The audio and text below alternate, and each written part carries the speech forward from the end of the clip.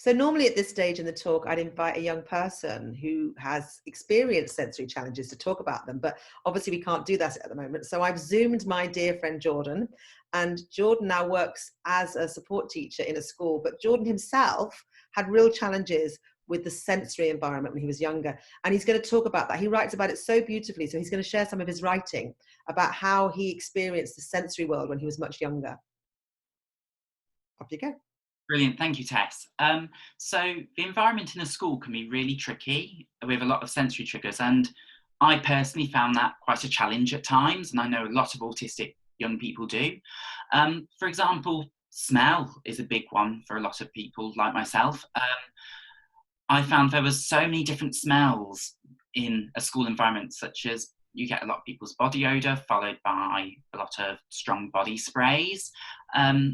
You walk through a school environment, and I found that every room kind of had a different smell. Some smelt of damp, some smelt of the lesson that had taken place before, whether that's like a design and technology lesson, a sciencey experiment lesson, a cooking lesson.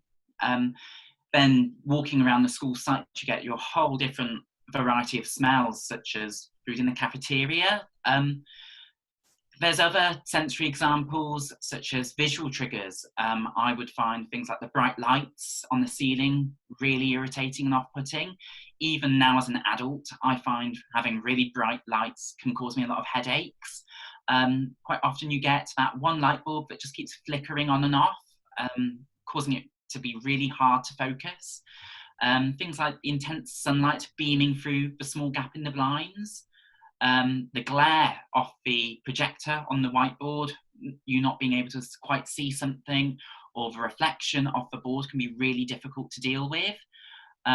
You've got all the displays and posters around the classroom that use lots of bright colours and are really intense, and they're absolutely brilliant to look at, you know, but it's very difficult to be in an environment and work and have to focus on your work in the front of the room when you've got all these things going on around you. You move on to things like sound. We've got 30 people in a room, pen to paper. You know, you have that sound, which is really hard to manage when everyone's kind of out of sync writing. You've got the slight buzz of the computer systems in the classroom, electrical buzzing, squeaking of chewing gum on people's teeth. Things like the school bell blasting through the echoey and long corridors.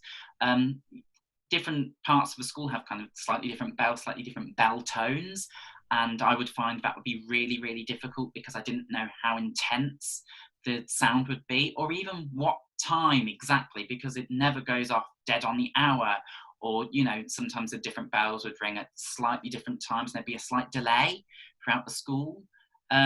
Things like people's shoes really squeaking on laminate flooring, and when people would throw their bags onto their desks and make a loud banging noise, that was always quite difficult. Some touch issues would be things like my school uniform feeling funny on my skin, feeling the seam of my blazer pressing through to my shirt would cause me a lot of discomfort.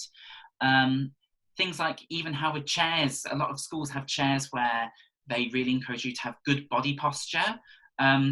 But really, it just kind of feels like something's digging into your back, forcing you to sit up, and it would cause me to be tense and cause me to feel a lot of discomfort.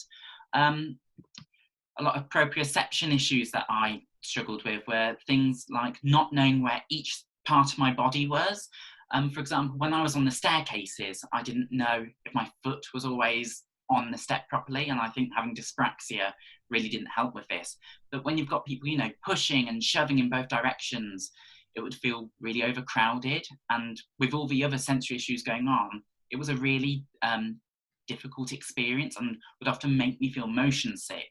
In fact, I remember one time I was actually in a corridor and people were pushing and shoving, and I kind of got pushed into this other teacher, and she just went absolutely mad and started screaming, and it wasn't my fault because I was just pushed, but to her, someone had just pushed themselves onto her, and she was very, very cross, and I obviously then felt guilty and ashamed and quite scared because I didn't know what was going to happen. And again, someone shouting is another sensory issue which doesn't help the situation for me. You know, and when you've got all these other kind of processing issues and stuff, it's really And Jordan, it sounds like getting to school was just a massive ordeal before you could even be in the state to learn.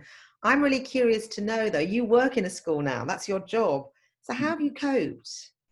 I guess things like people around me and having peers and adults that know how to support me best, and they know just to kind of be calm and just kind of find ways to connect with me that isn't just kind of going straight and directly in there and saying, I need you to do this. Oh, but can you just do this? It's kind of just about making those calm opportunities and just getting to know someone a bit more personally.